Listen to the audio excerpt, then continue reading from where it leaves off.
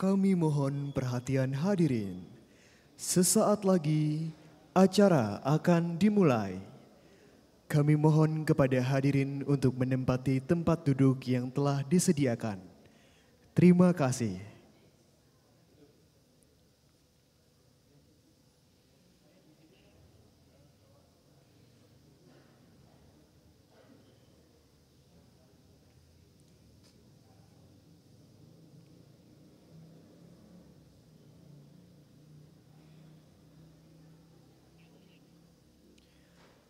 Kami mohon perhatian hadirin. Acara Studium Generale akan segera dimulai. Selamat pagi, salam sejahtera bagi kita semua. Pada hari ini, Rabu 27 Maret 2024, kita akan mengikuti Studium Generale bersama Direktur Teknologi Industrial Designer PT Sentra Surya Eka Jaya, Bapak Yusuf Nurdin, dengan topik Mendorong Kemajuan Bangsa Melalui Industri Alutsista. Acara hari ini akan diawali dengan menyanyikan lagu kebangsaan Indonesia Raya. Hadirin dimohon berdiri.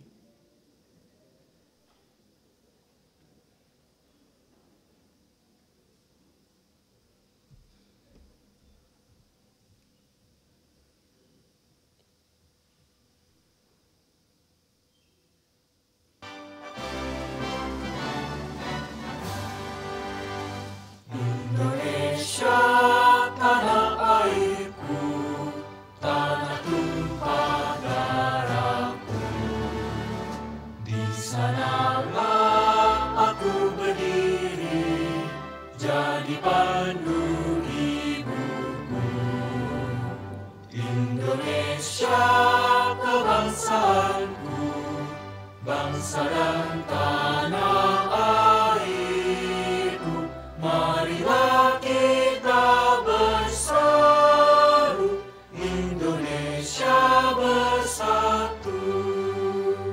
Hiduplah tanahku, hiduplah negeriku, bangsaku, rakyatku semuanya. Bangunlah jiwanya, bangunlah badannya, untuk Indonesia Raya. Indonesia Raya, merdeka, merdeka, tanahku, negeriku yang ku cinta.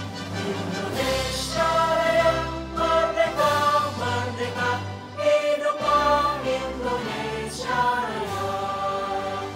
Indonesia Raya, merdeka, merdeka, tanahku, negeriku yang ku cinta. Indonesia Raya, merdeka, merdeka, hiduplah Indonesia Raya. Hadirin disilakan duduk kembali.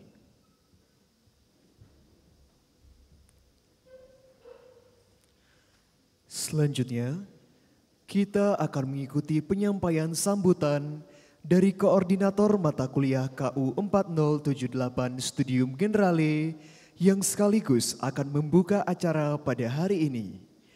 Kami silakan dengan hormat Insinyur Henry Syamsuddin MSc PhD IPM.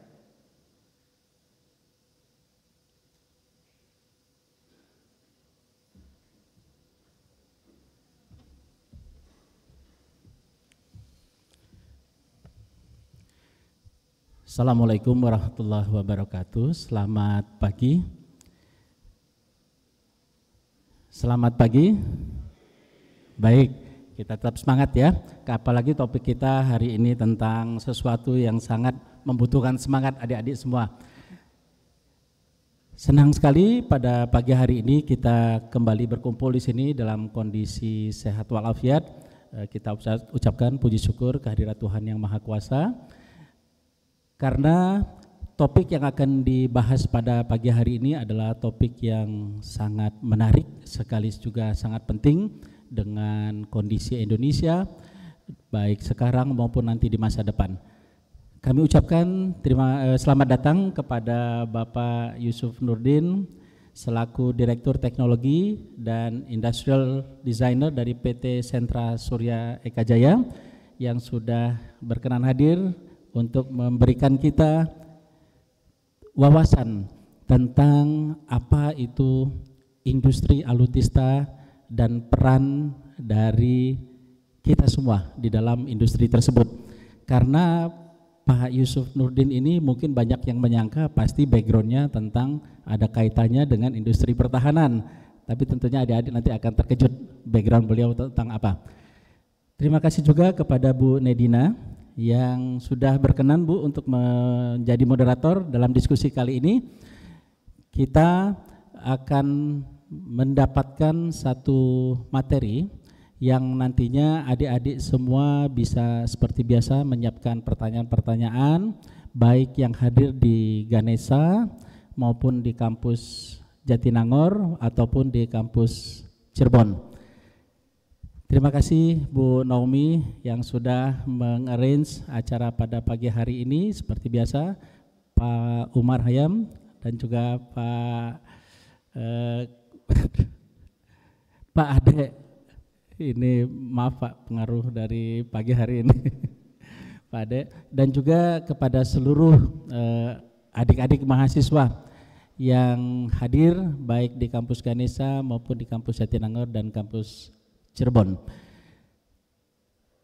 Untuk tidak memperpanjang dan kita juga menghemat waktu, maka dengan ini mewakili Pak Wijaya yang kebetulan berhalangan hadir, saya buka acara studium general kita pada pagi hari ini dengan topik mendorong kemajuan bangsa melalui industri alutista yang akan nanti disampaikan oleh Bapak Yusuf Nurdin. Selamat pagi, Assalamualaikum warahmatullahi wabarakatuh.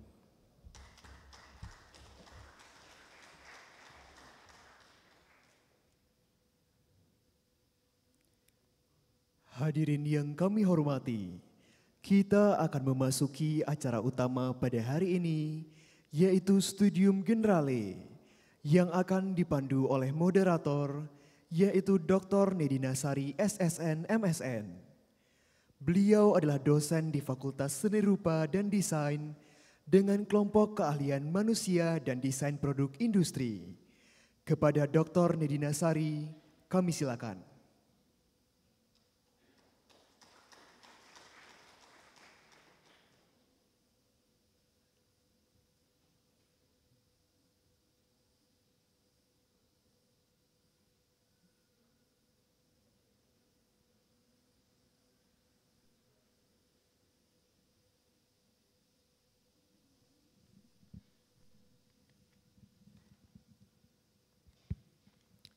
Selamat pagi semua. Assalamualaikum warahmatullahi wabarakatuh.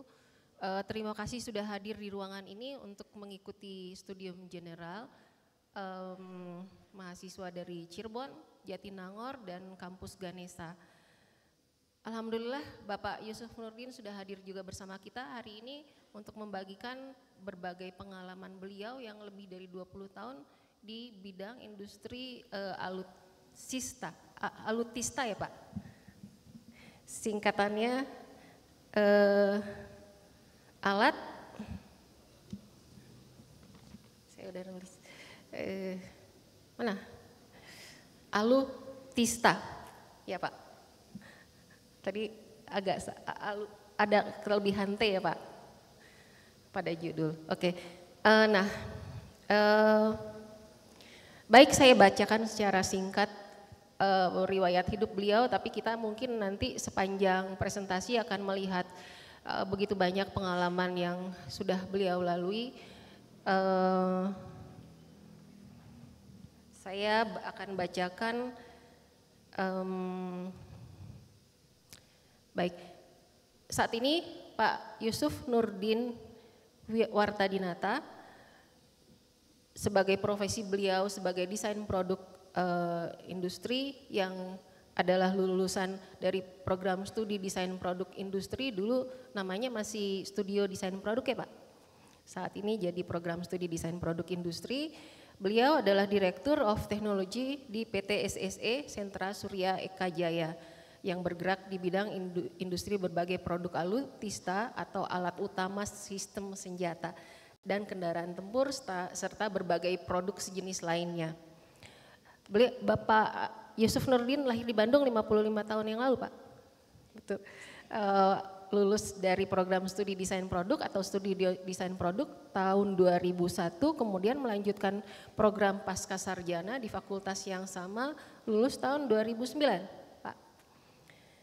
Kemudian setelah lulus dari sejak 96, Bapak Yusuf Nurdin berkiprah di PT DI, PT Dirgantara Indonesia, sebelumnya namanya PT Nurtanio, mungkin kalian belum lahir, dan di dalam masa beliau berada di PT Dirgantara Indonesia, di situ diawali dengan produksi mobil nasional Indonesia yang diberi nama waktu itu Maleo. Nah, kemudian sampai tahun 2000 Pak Yusuf masih terus di PT DI, tapi bersamaan itu juga mulai berkecimpung di PT Pindad di industri peralatan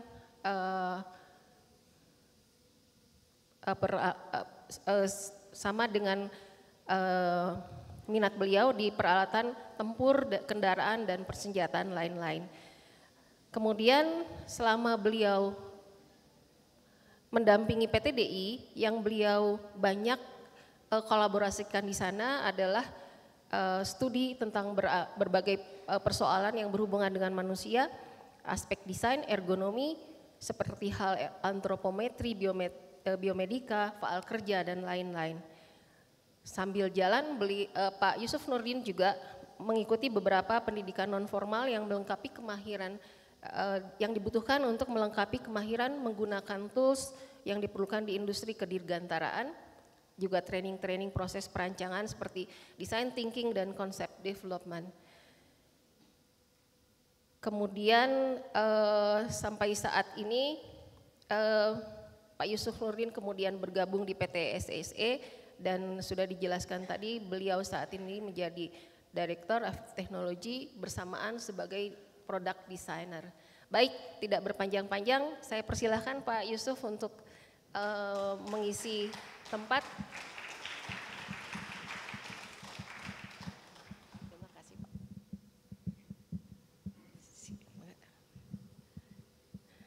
Dipersilakan Pak Yusuf untuk langsung mungkin ada perkenalan tambahan yang tadi kurang saya sebutkan dan menyampaikan presentasinya. Terima kasih, silakan Pak. Boleh di podium atau di sini bebas. Duduk juga boleh. Selamat pagi, Assalamualaikum warahmatullahi wabarakatuh. Yang terhormat Bapak dan Ibu, mahasiswa kampus ITB Ganesha, lalu mahasiswa ITB Jatinangor, dan mahasiswa ITB Cirebon. Terima kasih Bu Dedina telah memperkenalkan saya. Betul, saya dari desain produk, waktu itu masih program studi. Jadi otomotif itu saya pilih di tingkat 3. Jadi terima kasih banyak waktu itu, terutama mungkin ada Pak Agus Sahari. Dari tingkat 3 saya sudah involved atau diberi kesempatan involved di salah satu industri kendaraan di daerah Bekasi, perusahaan Jepang, sebagai salah satu mata kuliah. Itu yang membuka pertama kali wawasan saya yang dalam mengenai pentingnya Indonesia harus menguasai bidang rekayasa. Lalu kemudian lulus tahun 96, lalu lanjut lagi di tahun yang sama, tadi lulusnya 99 bukan 2009.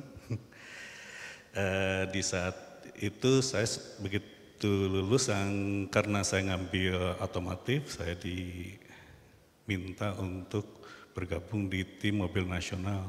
Jadi saya kuliah tahun 96 di saat sudah bekerja waktu itu. Enggak ditanya dulu bisa bahasa Inggris apa enggak, begitu masuk ke Dirgantara Indonesia langsung dikirim di Australia. Di sana banyak belajar yang komplit mengenai rancangan karena masuk ke dalam tim development, bukan di tim production atau apa, malah di tim yang lebih awal. Nah, modal dari pengalaman pertama itulah masuk di mobil nasional, saya mengerti metodologi yang lebih komplit. Karena di Australia waktu itu, di-lead oleh salah satunya itu dosen RMIT. Jadi industri dengan perguruan tinggi itu jadi satu. Itu sebab nggak aneh kalau penelitiannya luar biasa, facility, expertise, experiences-nya komplit. Itu yang terus kemudian jadi cita-cita yang saya bawa pulang ke Indonesia untuk saya pengen kembangkan model yang sama di Indonesia, kira-kira itu mungkin awalnya. Mungkin akan langsung dimulai dengan presentasi. Baik, saya gunakan ini.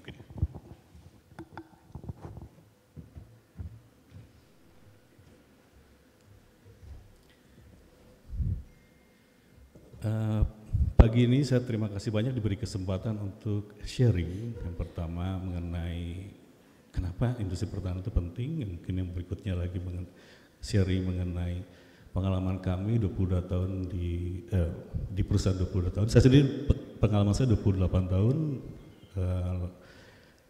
lalu bergabung 2011 di perusahaan yang punya pengalaman 22 tahun di industri pertahanan. Lalu kemudian yang terakhir adalah ingin membahas kenapa inovasi industri pertahanan itu penting. Baik.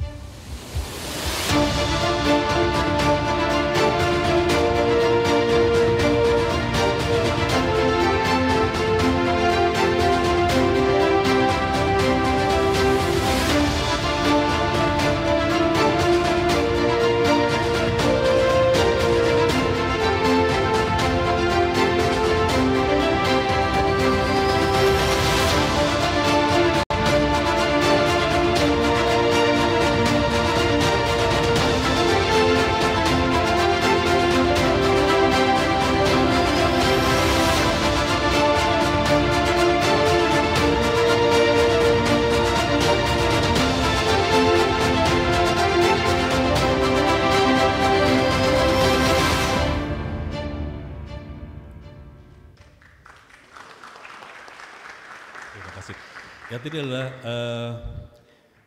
latihan, jadi itu bukan setting, itu latihan asli.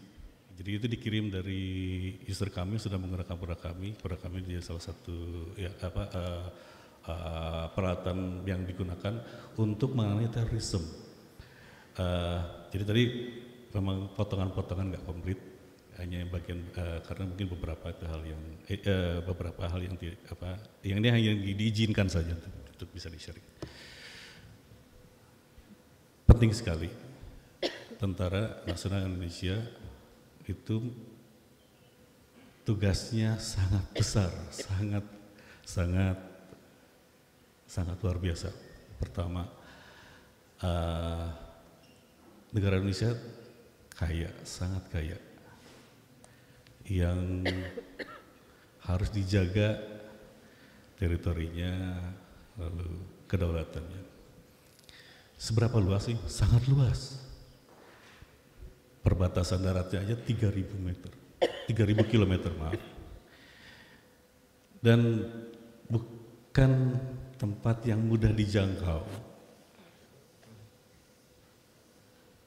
Biasanya hutan, berupa daerah yang tidak mudah terjangkau. Perbatasan lautannya juga berbatasan dengan 10 negara, sangat besar sekali. Selama ini untuk peran TNI mengamankan negara Republik Indonesia memerlukan peralatan atau ketersediaan alat utama sistem pertahanan. Alutsista di antaranya kalau di perusahaan kami adalah untuk matra darat, di mana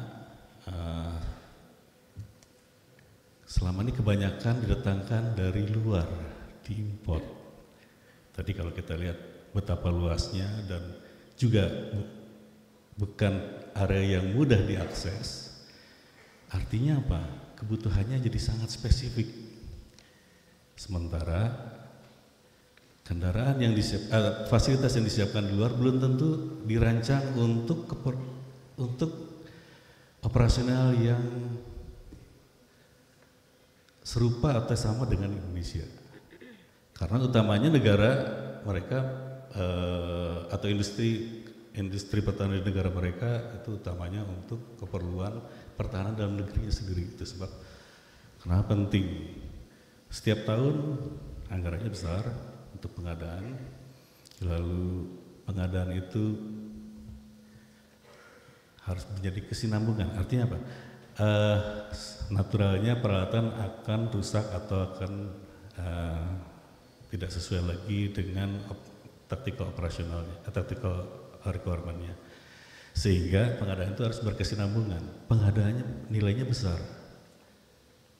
Kalau kita belanjakan di luar, artinya kita membiayai investasi perusahaan di luar untuk makin maju. Itu sebab dari arahan Bapak Presiden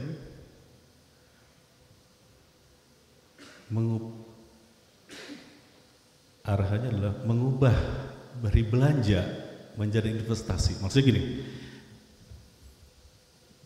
mulai belanja di Indonesia dan berinvestasi supaya industrinya makin lama makin maju karena terbiayai.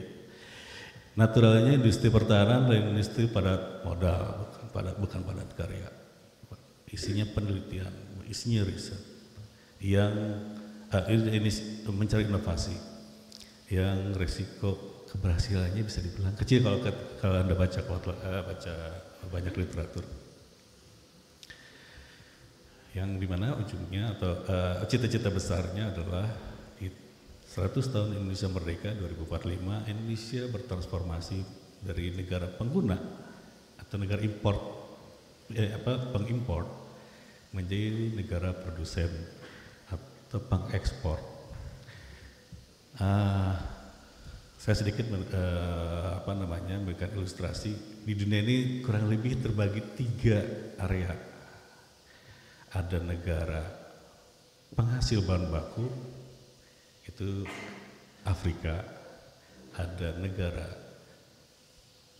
produsen, itu negara barat, Eropa, Amerika. Ada negara pengguna, Asia. Kita termasuk di dalamnya. Nah, cita-cita merubah dari importir, dari pengguna menjadi produsen, atau kalau saya terjemahkan dari pengimpor menjadi pengekspor, itu cita-cita yang sebetulnya sangat-sangat besar dan perlu bukan cuma kerja keras tapi juga perlu dipikirkan bagaimana cara bisa mencapainya dengan cepat. Karena 25 tahun, 20 tahun itu bukan waktu yang panjang.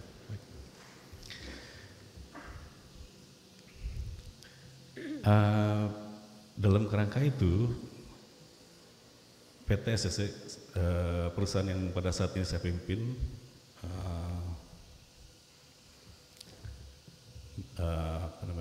berusaha mengembangkan industri pertahanan di salah satu bidang matra darat, yaitu kendaraan tempur dan kendaraan taktis.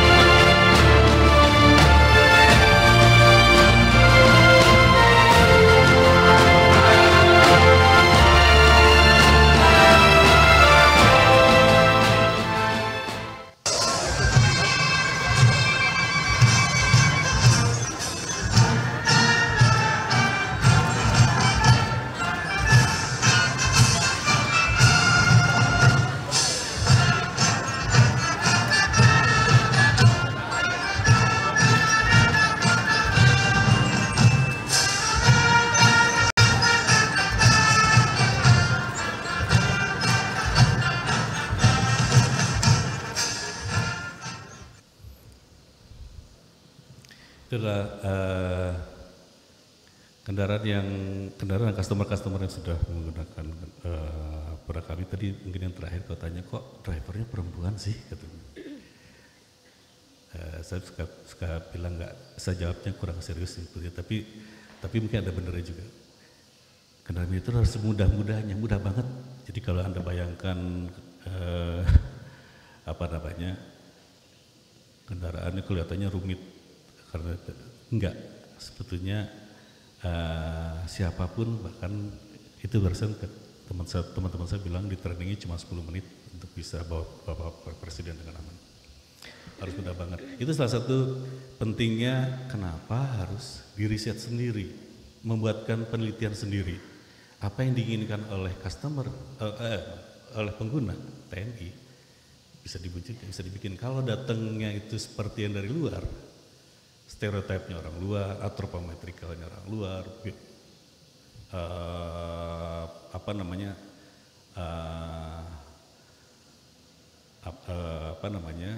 seperti prosedur taktisnya orang luar, akan jadi sulit buat orang Indonesia karena stereotipnya berbeda. Mengenai perusahaannya saya sendiri, dari tahun 2002 sebetulnya kami SSC lahir di tengah Indonesia sedang ada embargo. Indonesia mungkin kalau baca sejarah Indonesia itu pernah diembargo 10 tahun, 96 sampai tahun 2006, di mana kesulitannya luar biasa. Ada peralatan tapi mungkin suku cadangnya tidak ada, sehingga waktu itu penting Indonesia harus bisa membuat sendiri. Lalu kemudian mulai digunakan di tahun 2003, prototipe digunakan untuk anti-tourism terutama, terus kemudian dikembangkan berikutnya. Setiap tahun kami bikinkan tipe yang baru, produk yang baru. Pada saat itu saya masih di kantor Indonesia, Involve untuk bantu developer di perusahaan ini. Lalu kemudian tahun 2007-2008 kami ekspor. Jadi Indonesia pernah ekspor, Bapak Ibu, ke negara mana? Ke negara yang kira-kira situasinya mirip seperti Indonesia. Mereka nggak punya kesulitan juga untuk mendapatkan peralatan yang dibutuhkan saat itu dari negara-negara Barat. Lalu kemudian di tahun-tahun berikutnya mengembangkan peralatan yang lebih spesifik lagi, terutama di 2013 mulai merancang P6 ATAF. P6 ATAF yang tadi kalau di video dilihat diangkut oleh helikopter, itu berkaitan dengan personal TNI yang sebagian itu tidak mudah diakses dengan lewat darat. Terpaksa harus bisa naik, hanya bisa diangkat dengan helikopter. Lalu kemudian tahun-tahun berikutnya lagi mengembangkan kendaraan-kendaraan yang mulai dilengkapi dengan sistem senjata. Saya mau cerita sedikit, mungkin jadi pertanyaan, apa sih bedanya kendaraan komersial dengan kendaraan militer? Kendaraan militer adalah bagian dari sistem senjata. Saya kalau lihat kendaraan komersial, definisinya adalah untuk mentransport orang dan barang dari satu titik ke titik lain. Sementara kendaraan militer adalah bagian dari sistem senjata. Ada senjata yang harus diawaki, harus diangkut. Jadi sangat spesifik. Jadi pertanyaan, kalau saya lihat, Pak, kenapa enggak dari mobil niaga terus kemudian dipasangin dudukan senjata terus kemudian dibawa perang? Tidak seperti itu, karena mobil niaga tidak pernah diuji seperti tadi. Harus bisa fording, masuk ke dalam air sekurang-kurangnya tinggi 80 cm sama 1,2 meter. Gradien harus bisa nanjak di 60%. Side slope bisa di 40%, lalu kemudian bisa ditransport dengan C-130, bisa diangkat dengan helikopter, bisa di drop pakai parasut, bisa bisa dengan aneka fuel, tipe fuel, biodiesel, bahkan kerosene minyak tanah. Untuk keleluasaan pengguna bisa menggunakan di mana saja di Indonesia. Nah, semua penelitian dan implementasinya lalu kami daftarkan di HAKI, karena cirinya, salah satu ciri industri pertahanan dalam negeri harus bisa menunjukkan ini. Ini bukti, kebetulan di ruang ini ada expertnya di bidang HAKI, Bapak Rizky Adri Bilaga. Mungkin di sesi berikutnya mau spesifik mana itu. Ini berikutnya adalah juga certified di kelaikan maupun di di Litbang Angkatan Darat Kemhan. Ini adalah implementasi di produk-produknya tipe P6 tadi. Lalu kemudian ada P2KM, Intai. Jadi ini yang P6 ATAF itu yang paling ringan. Lalu kemudian kendaraan Intai, lalu di berikutnya adalah kendaraan setengah regu, masih masuk kelompok ringan, kemudian kendaraan sedang untuk angkut personil sampai 12 personil. Khusus yang ini APC, Armada Personal Carrier, Indonesia sebenarnya perlu banyak. Indonesia setahu saya sekurang-kurangnya ada 182 gunung aktif, artinya potensi bencana alam dari vulkanik, terus kemudian gempa dan seterusnya itu besar sekali. Ini mudah sekali untuk membantu untuk membantu logistik maupun rescue. Lalu ya, kami pasti mengembangkan juga sistem senjata yang lebih besar, tidak bisa mungkin lagi menggunakan wheels atau roda, harus menggunakan track berupa tank. Ini akan ini cepat aja. Terus kemudian klien kami utamanya adalah Kementerian Pertahanan dan Tentara Nasional Republik Indonesia, semua angkatan, dan kemudian partner, pasti harus ada punya partner. Supply chain itu rantai pasok. Di Indonesia ini yang dibutuhkan sebetulnya bukan cuma industri pertahanannya saja, tapi industri pembuat komponen, pengolah bahan baku mentah menjadi bahan baku yang bisa digunakan di produk, aplikasinya di perang militer. Perang militer itu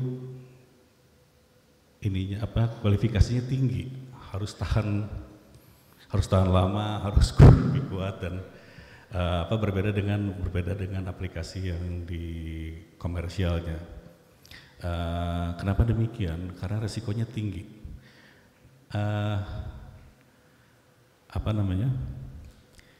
Kalau ada orang tanya, seringkali tanya, di kendaraan militer apa sih paling termahal dalam satu perang militer? Yang termahal itu orangnya, bukan alatnya. Alatnya bisa diganti, alatnya bisa diperbaiki, tapi orangnya. Nah, ancaman yang terbesar adalah proyektil. Itu sebab menggunakan material yang tidak mudah untuk diproduksi. Itu sebab kami juga harus menyiapkan fasilitinya, certified, lalu kemudian lengkap, peralatannya lengkap. Kami menggunakan Dassault System.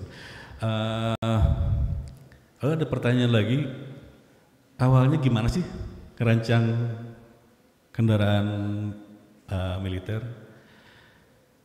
Dimulai dari dalam. Jadi saya tadi mungkin sebelum masih kuliah sempat ngobrol, klien kami utamanya Tentara Nasional Republik Indonesia, tentara, soldier. Apa sih soldier? Orang, fokusnya ke orang. Tentara yang dipersenjatai, bukan orang biasa-biasa. Itu sebab sangat mahal orangnya. Ancamannya juga luar biasa, nyawa. Itu sebab kalau dilihat ini proses pertamanya, ini penelitian mengenai orang, mengenai user, mengenai bukan cuma segala antropometri, tapi juga kognisi. Seberapa orang mudah memahami alat. Karena kalau tidak dibikin, atau gini, jangan sampai nanti alat yang kita buat tidak mudah dipahami operasionalnya, sehingga nanti kesalahan kerusakan alat itu disebabkan oleh kognisi. Lalu kemudian peralatan apa sih yang akan digunakan oleh krunya atau orangnya, dimuatkan ke dalam kendaraan, lalu kemudian dilindungi atau dilindungi, kemudian jadi dikasih daya gerak, dikasih otomotifnya atau drivetrain, terus kemudian jadi kendaraan.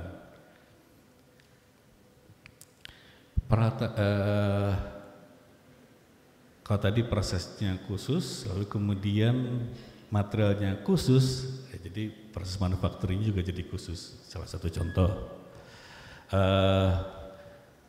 mobilnya harus ringan tapi kuat.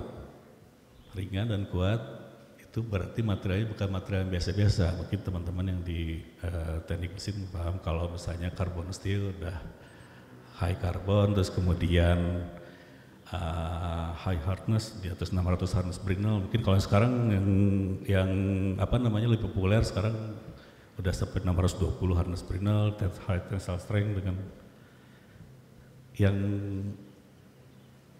di atas 1200. Contoh tubular ini, tube ini udah very high, tensilenya udah sekitar 1118. Artinya apa? Artinya kendaraan ini kalau ada benturan atau ada apapun yang berkaitan dengan mekanikal, orang di dalamnya aman. Lalu yang kedua yang nggak kebayang mungkin ini kan pasti akan dimuati oleh senjata besar.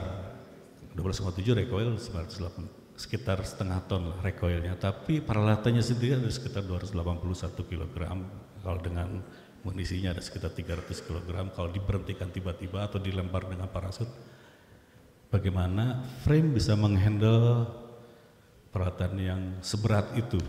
Kira-kira. Ini peralatan-peralatannya. Ini ada apa sih? Ini ada apa? Kecil berarti kalau pindah.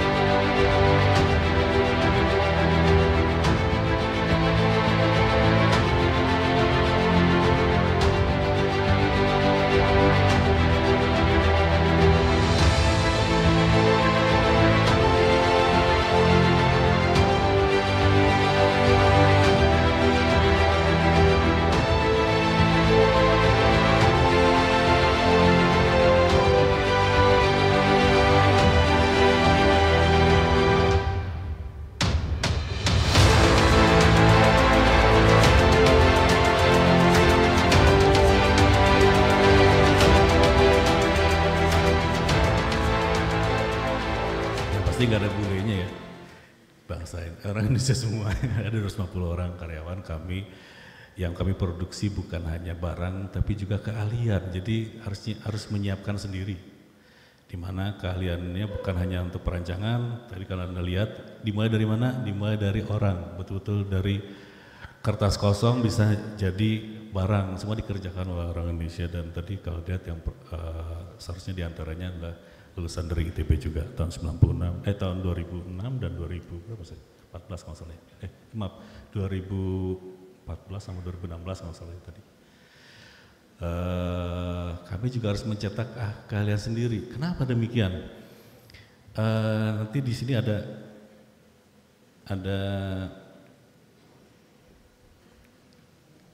TOT, Bapak Ibu, ada transfer of teknologi. Indikasinya enggak, kapan pernah seluruhnya komplit, selebihnya harus mengembangkan sendiri. Iya betul, SDM kami trainingkan di di beberapa negara untuk bisa konsen, terus bawa ke Indonesia, dikembangkan sendiri untuk membuat inovasi di Indonesia oleh orang kita sendiri, dilengkapi sendiri. Seperti tadi saya sampaikan, kenapa begitu penting inovasi di kendaraan militer. Kendaraan militer itu bagian dari taktis tempur, bagian dari sistem senjata. Jadi harus dibuat yang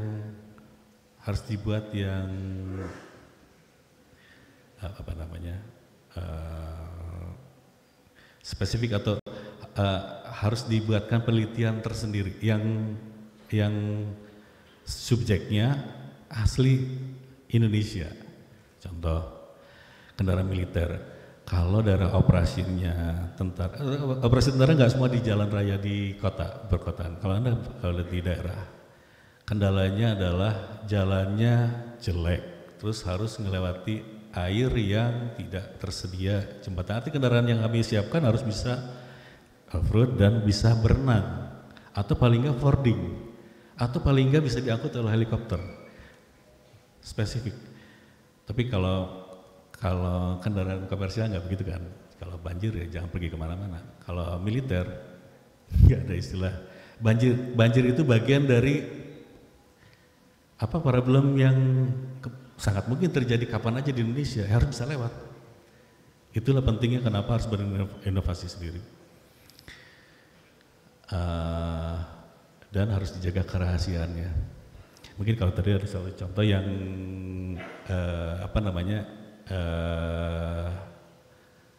TNI itu banyak memberikan requirement.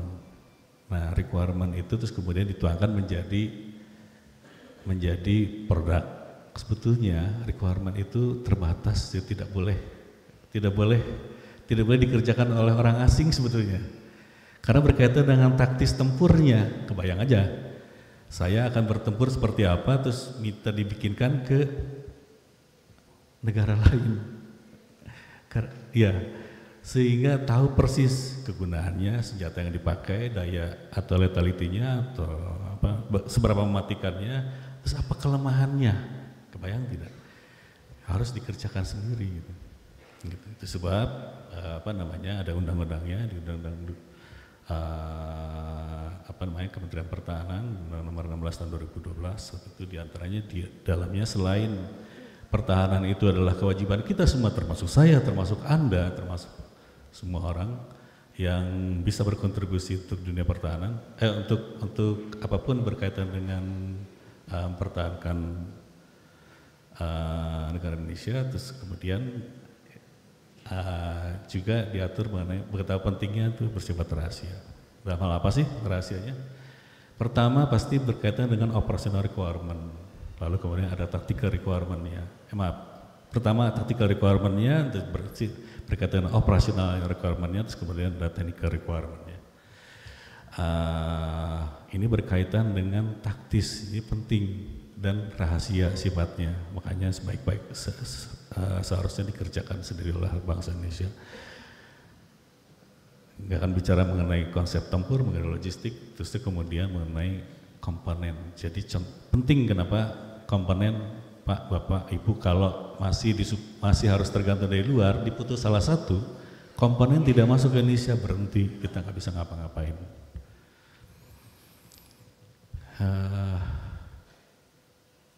Yang dijaga kerahasiaan juga mengenai risetnya, prosesnya, ada metodenya, ada expertise-nya, ada experiences-nya.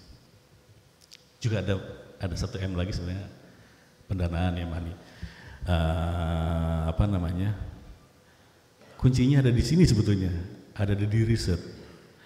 Kenapa Indonesia terbatas tidak bisa menggunakan beberapa produk? Ya karena hasil risetnya dibatasi, tidak boleh keluar dari negaranya. Yaitu wajar saja kita nggak bisa disupport, nggak bisa disuplai peralatan yang tercanggih saat ini, karena masih di masa yang negaranya akan melindungi itu, tidak boleh teknologinya keluar, pengetahuannya tidak boleh keluar.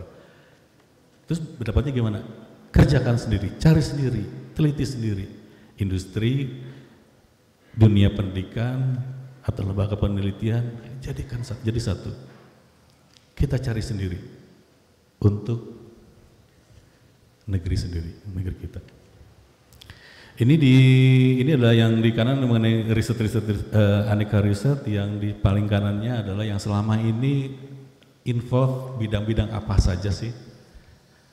Jadi kalau tadi hanya berhubungan dengan mechanical, tidak, ada berhubungan dengan kognisi, berarti ada orang psikologi. Itu ada banyak saya data, kami juga dalam tim kami juga ada orang statistik. Ada seterusnya, ada tentu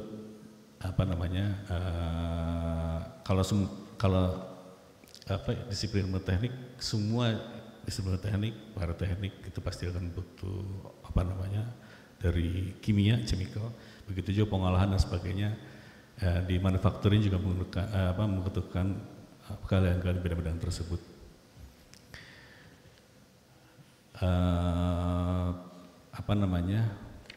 Termasuk implementasi bagaimana dari penelitian dasar terus kemudian diimplementasikan menjadi desain.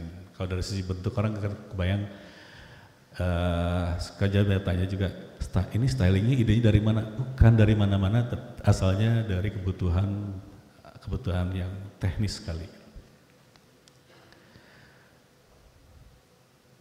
Terus implementasinya diterapkan pada 3 hal yang besar, otomotifnya, daya geraknya, terus daya gempurnya. Kami pasti industri seperti kami akan mengembangkan sistem bagian dari pengembangan senjata. Lalu kemudian daya lindung. Ini saya cerita soal daya lindung. Jadi yang berusaha saya daftarkan paten pertama sebetulnya bukan mobil sebetulnya. Pertama dulu malah yang saya berusaha daftarkan di tahun 2006 itu penelitian mengenai material armor yang kami develop dari material komersial, karena Indonesia masih di embargo saat itu. Kami nggak bisa disuplai armor plate, tapi di Indonesia ada wear plate. Kalau dilihat mechanical propertiesnya, terus kemudian lihat chemical propertiesnya juga kok mirip ya. Oh mungkin beda prosesnya, quenchingnya ini dan itu. Terus kami tes 2004. Kami gunakan fasilitas lorong tembak, terus kemudian tahu selisihnya berapa, terus kemudian taruh di belakangnya, yang pakai composite. Tapi aramid nggak bisa, aramid barang yang harus dikontrol. Karbon berapa juga harus dikontrol. Jadi kami menggunakan barang-barang komersial, termasuk fenolik, termasuk pengikatnya, kalau kita bilang resin. Itu semuanya komersial, terus kemudian diuji. Bisa, ternyata bisa. Kalau dicari bisa, Bapak Ibu. Nah, terus kemudian diimplementasikan ke dalam desain.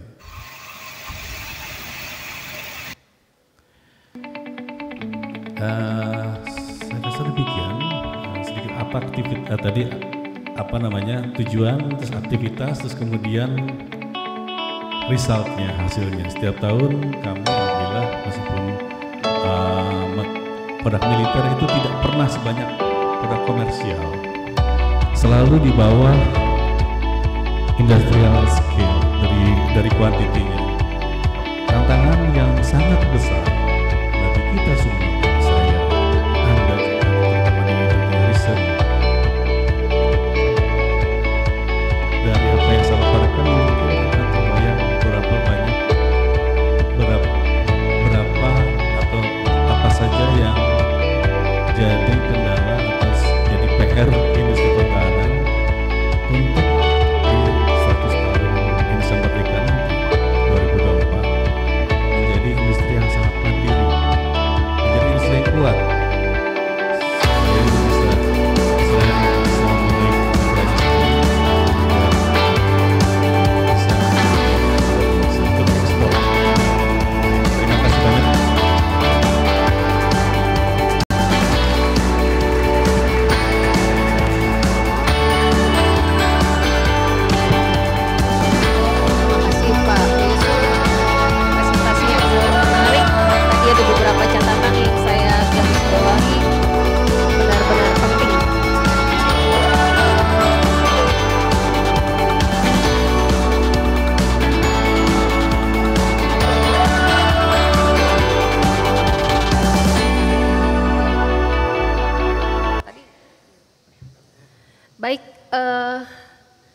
Kalau saya sebagai mahasiswa pasti saya akan punya banyak pertanyaan. Saya kira-kira bacakan sedikit tadi yang saya sudah garis bawahi, tapi mudah-mudahan adik-adik mahasiswa di sini punya pertanyaan yang bisa mengeksplorasi kepakaran Pak Yusuf. Kita masih punya banyak waktu untuk tanya jawab. Baik, pertama saya garis bawahi tadi di sini bahwa kita harus menjadi negara pembuat pembuat bahkan pengekspor daripada menjadi pengimport yang sebelumnya dilakukan, dan produk tersebut adalah produk yang mahal. Kalau kita bisa bikin sendiri maka mungkin dia akan bisa lebih murah. Kemudian yang utama lagi bahwa pada kendaraan alat tempur yang paling mahal adalah manusianya, sehingga ini menjadi tugas bidang-bidang yang berhubungan dengan persoalan kenyamanan ya Pak ya, bahwa para penggunanya harus merasa nyaman, dia bisa menggunakan berbagai peralatan di dalam kendaraan tersebut dengan mudah. Tadi diperlihatkan ada yang mengemudikan seorang wanita dan sangat ringan, dalam waktu berapa menit Pak bisa belajar? 10 menit bisa belajar dan langsung bisa mengemudi. Kemudian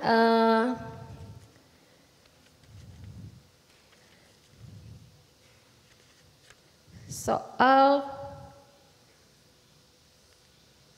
ya material tadi ya, material bahwa dia harus ringan dan kuat karena dia harus bisa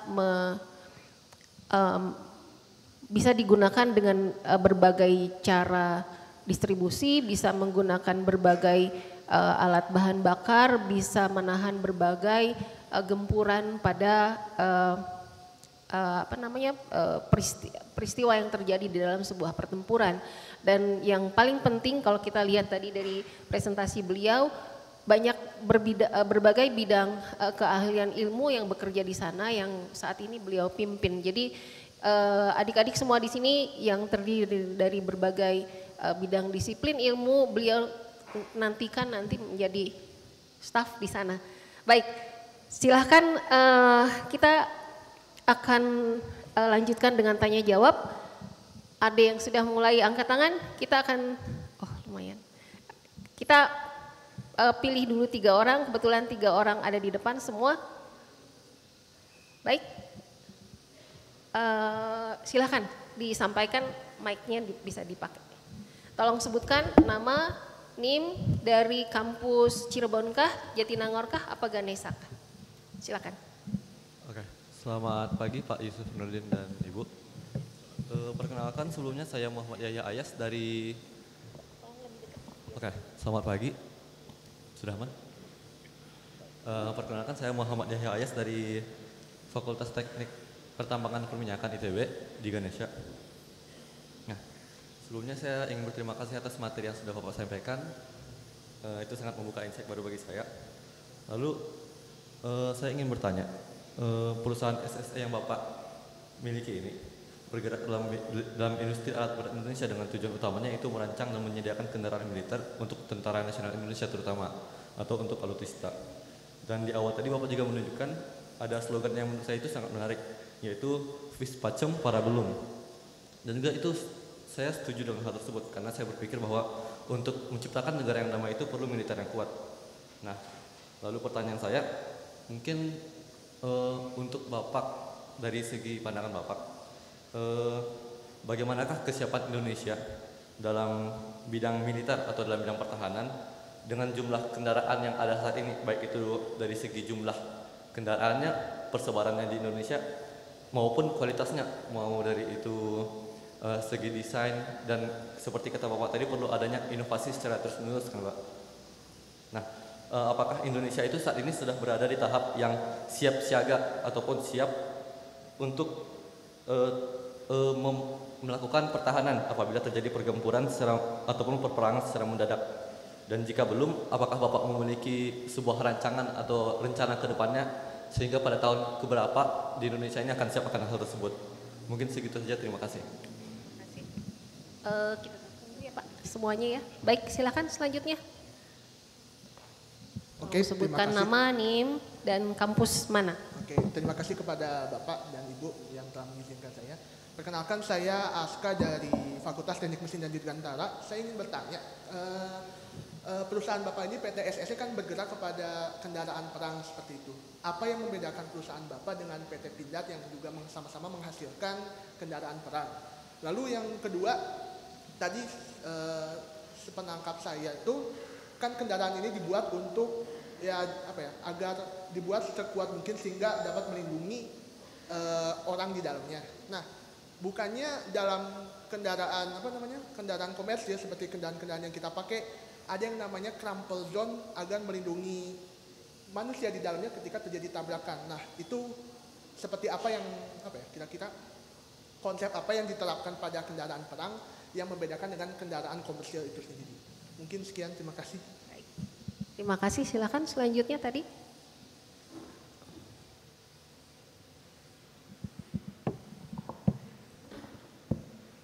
Terima kasih Pak Yusuf Nurdin dan Ibu. Perkenalkan, saya Baltzazar Yeremia Wijaya dari Rekayasa Kehutanan. Pengen tanya, penasaran aja sebenarnya, kalau tadi kan kesannya itu kendaraan yang itu perusahaan Bapak produksi itu kan kesannya hanya dijual ke militer dan diekspor. Apakah mungkin bisa dijual ke warga biasa, ke civilian gitu? Karena kalau saya lihat kayak di negara-negara luar, negara barat gitu kan banyak surplus militerinya, itu kan banyak dijual ke civilian juga. Ya, terima kasih. Baik, Bapak silakan untuk menjawab dulu. Ya, menarik nih pertanyaan-pertanyaan. Yang pertama mengenai Indonesia seberapa kuat sih sebetulnya dengan sebetulnya hari ini sebenarnya saya punya data tapi kayaknya bukan di event yang sekarang ya saya rasa. Tapi kurang lebih saya kasih ilustrasi aja. Yang kita gunakan sekarang masih ada sebagian yang utama-utama itu masih datangkan dari luar. Sebagian sudah dirancang dan diproduksi sendiri di Indonesia. Di antara PT Pindad, PT SSC, ada PT Jalabrika dan ada beberapa yang terdaftar mungkin di Keman sepertinya cukup banyak ya. Kalau total pembuat yang sedang mengembangkan industri komponen untuk militer ya. Lalu kemudian sampai dengan ada juga industri integrasi seperti kami, itu kita sekitar 180-an total ya. Tapi nanti data lengkapnya akan kami share ke panitia.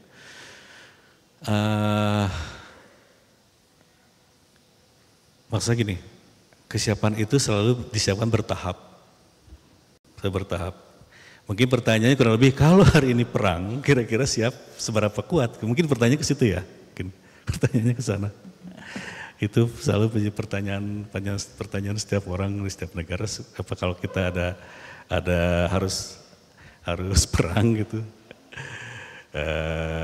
Terutama fasilitas yang sudah kita siapkan sendiri seberapa besar kalau itu bagian yang itu bukan bagian yang temanya hari saya rasa mungkin ya. Tapi Indonesia itu termasuk negara yang cukup diperhitungkan terutama di ASEAN dengan jumlah sekitar hampir 480.000, mungkin sekitar 500.000 tentara plus cadangan 900.000-an, terus kemudian dengan peralatan yang sekarang mungkin kalau peralatan militer itu kan nggak semua mudah nggak dipublish. Dan peralatan-peralatan yang sekarang siap Indonesia pada dasarnya sebetulnya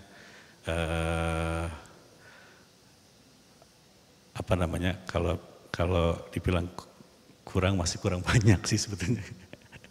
Masih kurang banyak dari sisi jumlah maupun dari sisi ini. Itu tadi kendalanya.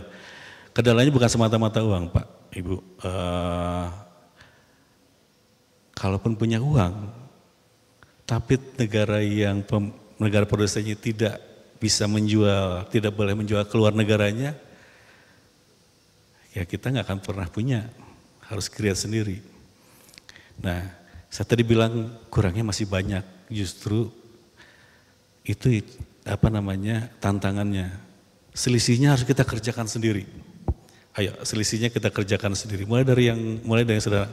Tentara itu bukan cuma butuh kendaraannya, tapi juga butuh peralatan personal dan sebagainya. Kendaraannya hanya salah satunya. Maaf Pak, sedikit. Kalau kita bisa bilang berapa persen kira-kira yang sudah tercover untuk kebutuhan kita sendiri oleh berbagai industri alat perang yang kita punya? Angkanya saya nggak tahu persis, nanti mungkin saya susulkan. Itu ada di Pothan mungkin ya, nanti mungkin gini, saya tahu tapi mungkin nggak bisa menyampaikan di sini. Karena itu bagian yang, apalagi kalau ini dia bisa dilihat oleh siapa aja. Jadi ada beberapa hal yang Anda boleh tahu, tapi mungkin hanya tertentu saja yang berkaitan yang boleh tahu dengan kekuatan. Tapi saya hanya mengindikasikan bahwa kendaraan kita sebagian itu udah generasi udah lewat. Itu harus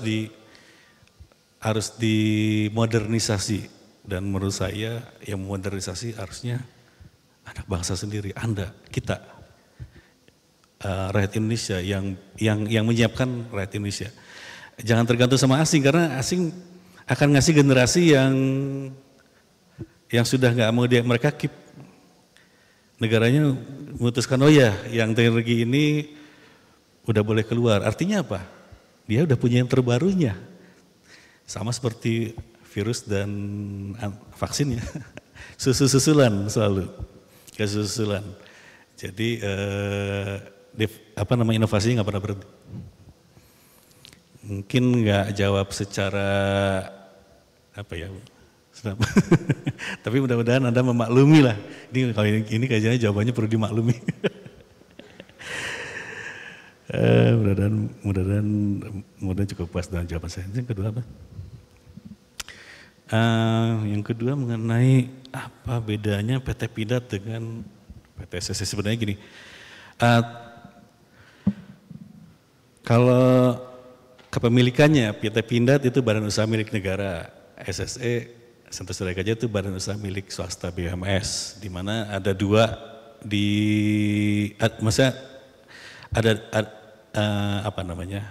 ada dua jenis perusahaan milik negara, satu milik negara, satu milik swasta, di mana implementasinya kedua-duanya itu saling melengkapi. Dan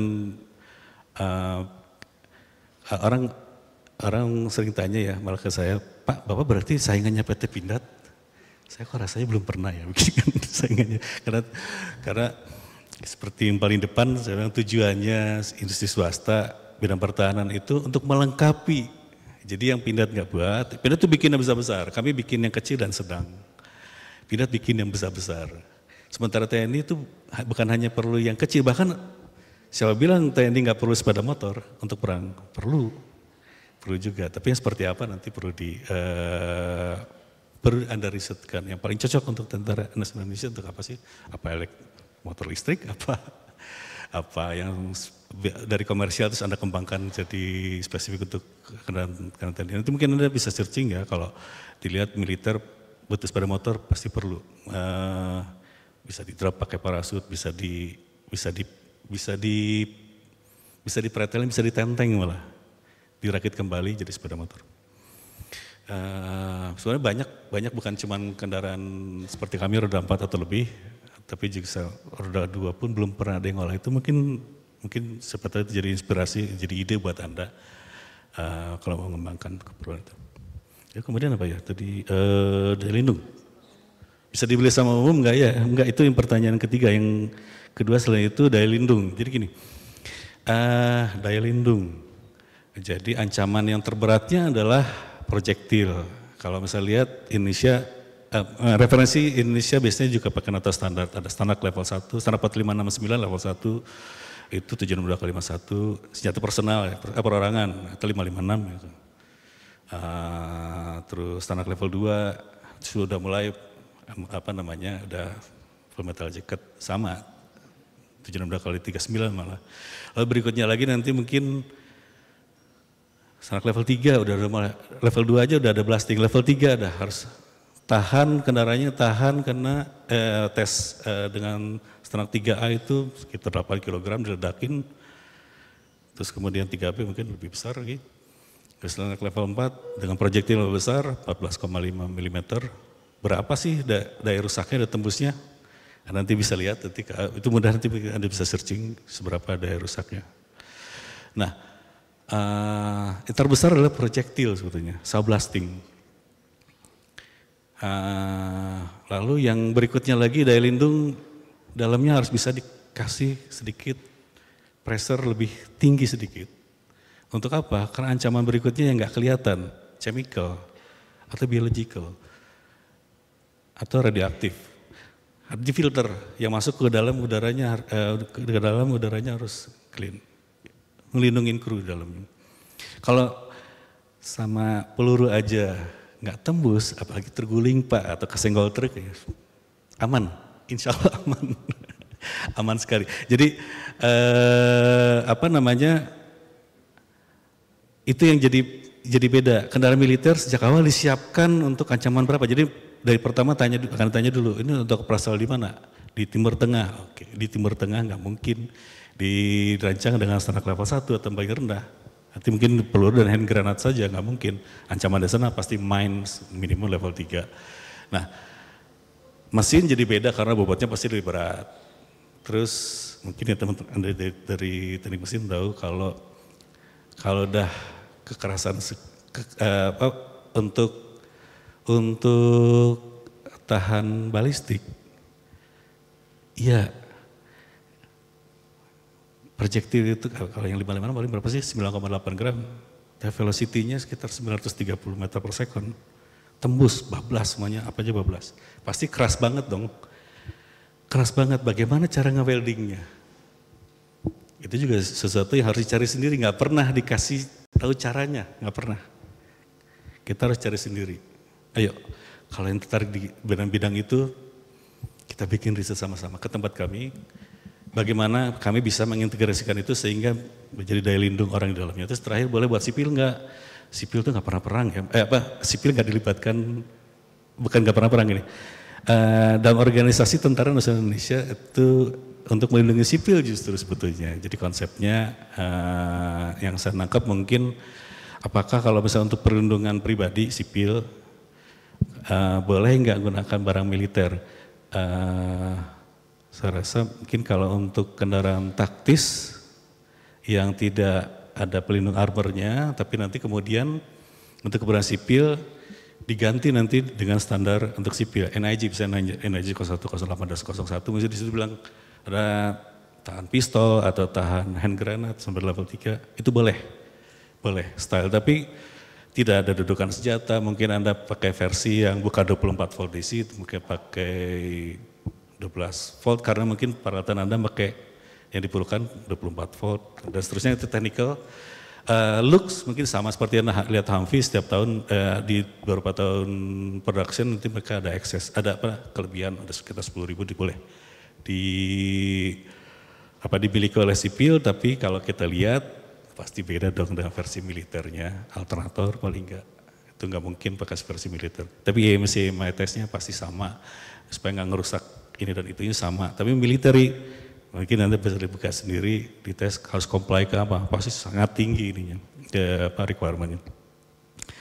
Sipil enggak memerlukan itu, sehingga kalau menurut saya bukan masalah boleh nggak bolehnya saja. Yang kedua adalah, yang pertama masalah keperluannya, yang kedua masalahnya barang semahal itu orang sipil mungkin nggak perlu ya, gitu. Karena kegunaannya nggak terlalu digunakan. Tapi kalau Anda suka stylenya, menggunakan untuk kendaraan taktis boleh saja sih sebenarnya. Mungkin nanti kalau kebutuhan pertahanan negara sudah terpenuhi baru bisa ya Pak? Baru disediakan untuk umum, dan mungkin akan ada bagian-bagian yang harus dirubah dulu kan supaya harganya agak lebih murah. Tapi bukankah untuk penggunaan umum dia kendaraan itu memerlukan streamline, ringkas, praktis ya. Sementara kendaraan tempur ini punya bentuk yang spesifik. Ya, sebenarnya gini ya, kalau yang tadi teknis kenapa sih bentuknya kayak gitu ya? Kalau sipil kebetulan saya diawali malah di kendaraan komersial. Pertama saya kerja di studio yang ada clay modelnya di situ. Yang kami lihat setiap hari adalah highlightnya. Jadi kalau Anda bisa mau tahu bedanya mobil baru dan mobil lama, highlightnya kalau ada berantakan ini pasti mobil lama. Dia banyak dipakai, lama dipakai. Di model modern dan mobil kuno juga yang develop itu mengenai highlightnya. Terus kemudian kerja keras adalah orang production. Bagaimana style tersebut bisa diproduksi. Makin pendek prosesnya itu makin menyenangkan loh buat ini ya, buat industri karena bisa nge-reduce cost. Militer jangankan di bending Pak, peluru atau di gergaji aja nggak bisa ya, karena tahan peluru ya. Pakai plasma tidak boleh, karena akan merusak struktur ininya, materialnya. Karena setelah dipotong harus di welding, nggak boleh lebar, nanti akan inisial crack di sana dan seterusnya. Jadi ada caranya tersendiri, itu ada yang di dalam air, mungkin mudah dilihat di YouTube ya, kalau misalnya Anda melihat bagaimana cara motong armor. Nah, sehingga bentuk itu jadi terbatas, nggak bisa seleluasa di komersial saya pakai material, sama-sama mungkin pakai material untuk structure material karbon gitu, tapi paling 0,8 mili ya. Tebalnya gitu dan sangat mudah untuk dibikin bentuk apa-apa. Militer terbatas. Jadi seringkali yang dilihat oleh halayak itu stylenya. Oh stylenya kayak alat perang gitu. Tapi sebetulnya problem kami di industri bukan nggak mau bikin yang lebih bagus dari itu, tapi kami juga harus memikirkan producibility-nya, manufacturability-nya Manufacturability-nya. Kalau desain styling bisa bikin apa aja, tapi kalau masuk ke manufacturing harus dipikirkan prosesnya mungkin apa enggak. Salah satu contoh, untuk material yang hardness-nya di atas 600, sepertinya perlu preheat. Siapa yang bisa ngelas di dalam benda yang sudah dipanaskan di oven dulu 130 derajat Celcius, di dalamnya suruh ngelas. Gak mungkin kan, mungkin robotik. Robotik volume, kami juga menggunakan robot, tapi untuk volume untuk biasa kalau kami menggunakan robot untuk benda-benda yang membosankan untuk dibuat Bu. Jadi ya dia disuruh kerja itu aja mau. Biasanya itu komponen suspension system dan sebagainya biar robot aja yang kerja. Tapi kalau yang harus teliti, kami biasakan karyawan kami untuk melihat hasil pekerjaannya bukan pakai mata tapi pakai ini juga. Dilihat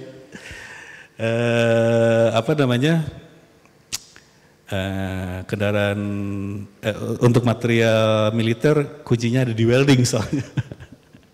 Ada di welding. Kalau robot nggak bisa report apa-apa. Orang yang bisa ngelihat. Jadi itu bedanya antara robot bekerja dan manusia bekerja. Penting melihat hasil pekerjaan dengan hati, bukan tidak hanya dengan mata. Nah, saya ingin lanjutkan sedikit sebelum kita buka lagi pertanyaan pertanyaan selanjutnya dari mahasiswa.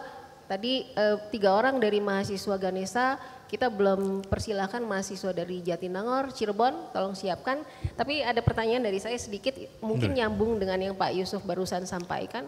Jadi kalau sistem manufakturnya sudah memungkinkan, maka bentuk-bentuk yang organis apa mungkin bisa dicapai Pak? Ya sebenarnya material itu tidak pernah dibatasi ya, jadi kita bisa bikinkan satu kombinasi. Contoh yang sekarang kenapa sih Aranpur bisa lebih kelihatan streamline, itu pasti akan combine dengan material yang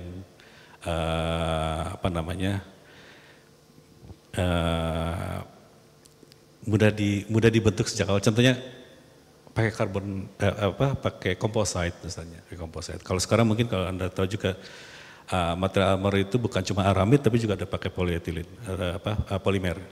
Bisa menggunakan polimer. Jadi bisa di sejak awal dicetak untuk bentuk-bentuk yang tidak kaku, untuk hanya flat saja atau hanya ekstrusi saja. Itu bisa dikombinasi dengan itu. Nah, itu justru sebetulnya dibutuhkan kreativitas. Saya sangat menambahkan banyak desainer. Ini desainer di Indonesia itu terlalu sedikit kalau saya untuk untuk di bidang industri pertahanan. Padahal sebetulnya yang diperlukan oleh tentara itu luar biasa banyak bantuan dari apa namanya ahli teknologi atau yang sekarang ada di bidang teknologi. Ya, seperti Anda mahasiswa juga kan calon profesional di bidang teknologi tersebut. Involvementnya apa namanya, yang bisa bantu bikin atau yang ikut memikirkan seperti yang idenya Ibu itu masih terus sedikit Bu. Saya yakin kalau orangnya banyak. Jadi ini yang ditunggu oleh Pak Yusuf adalah bidang lulusan-lulusan dari bidang keilmuan yang menggarap bentuk dari desain produk. Ada yang hadir mahasiswa desain produk di sini? Tolong angkat tangan, berapa banyak? Dan bersamaan dengan itu yang mengolah material, ya Pak? Yang mengolah material. Iya betul. Karena desain produk nggak bisa bikin bentuk yang unik kalau dia tidak tahu materialnya bisa dibuat seperti itu atau tidak. Ya. Ada dari bidang material di sini yang hadir? Dan dari desain produk, kalian ditunggu untuk masuk supaya bentuk kendaraan tempur bisa mempunyai bentuk yang unik ya Pak? Iya, mungkin dari bidang lain saya contoh kenapa material itu sangat penting untuk militer. Jadi contohnya salah satu kebutuhan dasar setiap orang paling enggak untuk survival terutama ya, itu air. Bagaimana tentara bisa di hutan dengan perjalanan yang luar biasa kalau tanpa air. Salah satu peralatannya adalah bagaimana bisa mengolah air yang ditemukan apa saja itu bisa jadi minum. Mungkin dengan reverse osmosis.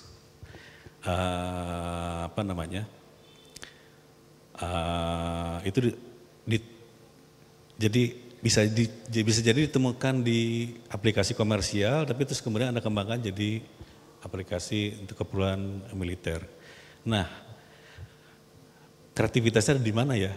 Ya selain harus handy, harus mudah dibawa dengan kan mekanik orang, kemampuan mekanik orang. Tapi juga kalau itu harus dibuang, harus ditinggalkan di satu tempat, itu ya pertama mungkin ya jangan kelihatan itu sebagai suatu benda industrial.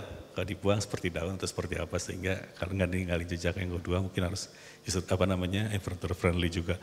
Itu sebab sangat penting inovasi dari apa yang ditemukan di material diimplementasikan di militer jadi sangat penting.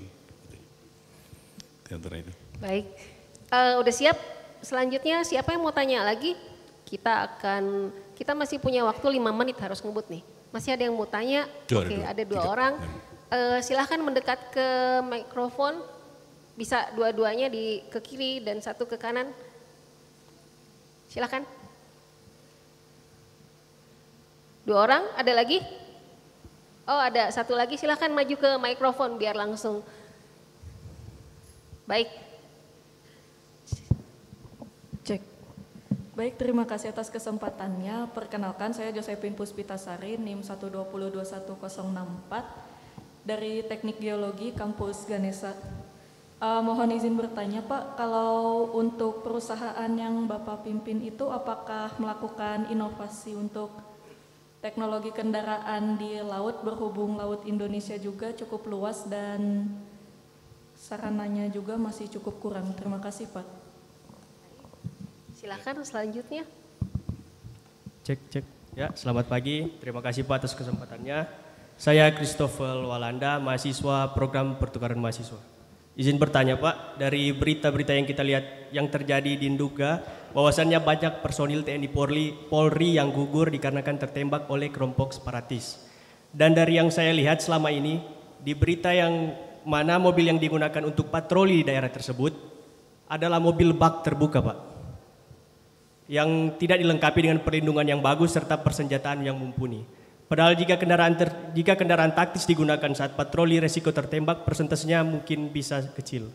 Karena kata Bapak tadi bahwa alutsista yang paling mahal adalah penggunanya atau manusianya. Saya ingin bertanya Pak, selain alasan HAM karena dipikir orang-orang kan, jika kendaraan taktis digunakan di daerah tersebut mungkin bisa terjadi pembantaian gitu Pak. Nah, apa alasan lain selain alasan HAM yang menyebabkan kendaraan taktis tidak bisa masuk dalam daerah tersebut? Terima kasih Pak. Selanjutnya silakan. Selamat pagi Pak, perkenalkan nama saya Richard Albertus Muktijaya dari Prodi Teknik Biomedis. Saya tertarik tadi dengan pernyataan juga bahwa paling mahal adalah manusianya, dan berkaitan dengan mekatronik, saya ingin bertanya terkait riset ke arah pengembangan exoskeleton Pak. Kan selain itu dapat berguna di bidang medis, itu juga bisa sangat berguna di bidang militer.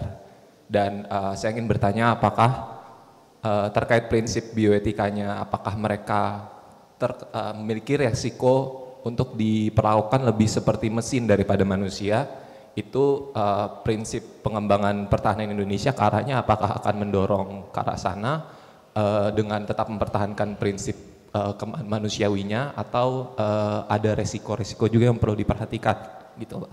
Terima kasih. Baik, silakan Pak langsung. Ini ada 3 pertanyaan yang saya mau jawab yang 2 dulu ya kali ya, boleh ya? Jadi yang 2 dulu, yang itu sebetulnya bagian yang saya nggak punya kewenangan untuk jawabnya, jadi mohon maaf. Kenapa kendaraan taktis kita nggak boleh masuk ke sana? Itu tapi ada pertimbangan yang bukan cuma masalah teknis. Ya, Indonesia punya ada kendaraan lebih proper yang kalau bisa dibawa ke sana, tapi mungkin keputusannya kenapa TNI tidak menurunkan peralatan-peralatan yang itu ada pertimbangan politis, ada pertimbangan strategis yang nggak mungkin diterapkan. Mohon maaf, jadi saya mungkin yang ini karena nggak ada kewenangannya untuk nggak bisa jawab. Yang nomor 1, ya bukan nggak ada, tapi itu keputusan dari Panglima TNI. Lalu kemudian nomor 1, apakah SSM mengembangkan kendaraan untuk maritim? Ya betul, jadi kalau tadi dilihat di nomor 3 ada yang, di presentasi yang paling terakhir ada track vehicles. Pada dasarnya dikembangkan untuk bisa melalui bukan cuman kondisi medan yang lebih berat, tapi juga kalau ada kendala harus bisa menyeberang atau diturunkan di elastic landing ship tank. Harus bisa lewat air. Indonesia 2/3-nya air. Kalau menurut saya kita harus mulai berpikir ke sana. Iya betul, kita ngembangkan ke sana. Yang terakhir mekatronika ya. Kami sebetulnya di tempat kami selalu kekurangan orang mekatronik. Karena 90% sekarang dikerjakan oleh sistem. Orang yang berisiko kami kerjakan oleh sistem. Pada dasarnya sekarang peralatan kami siapkan sudah siap otonomus. Meskipun nanti keputusannya tetap harus dari orang. Dia ke report ini boleh ditembak, boleh dieksekusi apa tidak. Yang berisiko besar dikerjakan oleh sistem. Tapi mungkin Indonesia nanti kalau yang lebih strategisnya implementasi kapan? Indonesia harus punya satelit sendiri yang dedicated untuk kegunaan militer dengan bandwidth yang lebar dan kemudian bisa terhubung sampai dengan level individu. Setiap orang bisa terhubung dengan sistem yang lebih besar. Saya rasa itu mungkin coba arahnya menuju ke sana. Baik, terima kasih Pak Yusuf Nurdin. Waktu kita ditambah 5 menit sebenarnya. Oh enggak, silakan Pak. Masih bisa. Masih bisa. Sambung sedikit, mau dibuka pertanyaan lagi atau saya menerusin? Mungkin penutup aja Pak. Penutup, baik. Ya. Baik. Saya nomor 1, pertama-tama sangat senang sekali berada di hadapan Bapak Ibu yang terhormat dan mahasiswa baik di kampus Ganesha, kampus Jatinangor maupun kampus Cirebon. Dengan yang pertama pasti kalau alumni ITB sangat sampai tua sangat bangga pada alma maternya, gak ada batasnya. Jadi kalau begitu dihubungi, Bu, saya sebetulnya ada kegiatan sering tugas ke luar, tapi khusus untuk ITB saya akan menyiapkan. Jadi hari ini alhamdulillah, meskipun mungkin kalau dengar ceritanya, waduh ini kok sempat tanggal ini atau tanggal itu karena, tapi saking sangat inginnya berbagi dengan kampus saya sendiri, itu saya alhamdulillah sangat senang bisa terlaksana. Industri pertahanan adalah industri yang harus dimiliki oleh setiap negara yang ingin negaranya selalu berdaulat. NKRI, Negara Kesatuan Republik Indonesia itu wilayahnya besar sekali, luas sekali, asetnya luar biasa, luar biasa.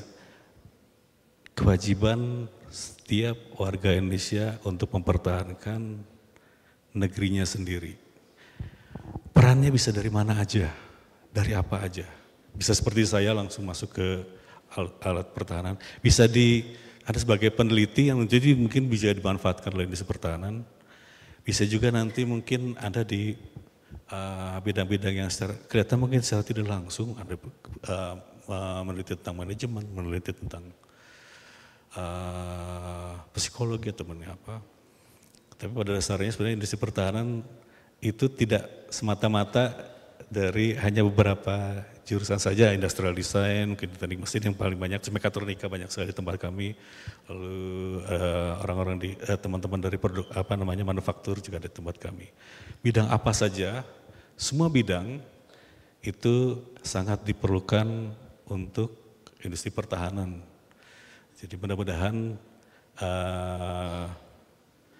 apa yang saya sharing hari ini juga memberikan inspirasi buat semua yang mendengarkan untuk juga bisa masuk ke dunia tersebut. Terima kasih banyak.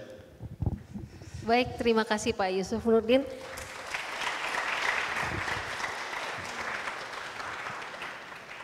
Jadi catatan pentingnya adalah kedaulatan adalah milik kita sendiri, maka berbagai peralatan untuk mempertahankan kedaulatan tersebut harus kita sendiri yang bikin. Kalau enggak, kalau kita beli, maka berbagai hal yang mereka bikin ketahuan kalau kita pakai. Jadi kalau mereka akan jadi penyerang kita udah kalah duluan. Dan berbagai bidang keilmuan tadi persilahkan Pak Yusuf menanti di SSE untuk bergabung. Mungkin bukan cuma SSE ya Pak ya. Akan ketika nanti bidang ini meminta sangat banyak, maka akan banyak pula tempat-tempat yang bisa menerima kalian semua bergabung di industri peralatan keamanan atau peralatan tempur disebutnya Pak. Peralatan pertahanan. Baik, terima kasih. Waktu kita pas lebih sedikit. Terima kasih Ibu Naomi, kita diberi waktu tambah 5 menit. Kita tutup kuliah umum hari ini. Selanjutnya kami persilahkan kepada MC. Terima kasih. Kepada Bapak Yusuf Nurdin, kami mohon untuk tetap di tempat. Selanjutnya, Koordinator Mata Kuliah KU 4078 Studium Generale akan memberikan piagam penghargaan kepada Bapak Yusuf Nurdin. Kepada Bapak Henry Syamsuddin PhD, kami silakan.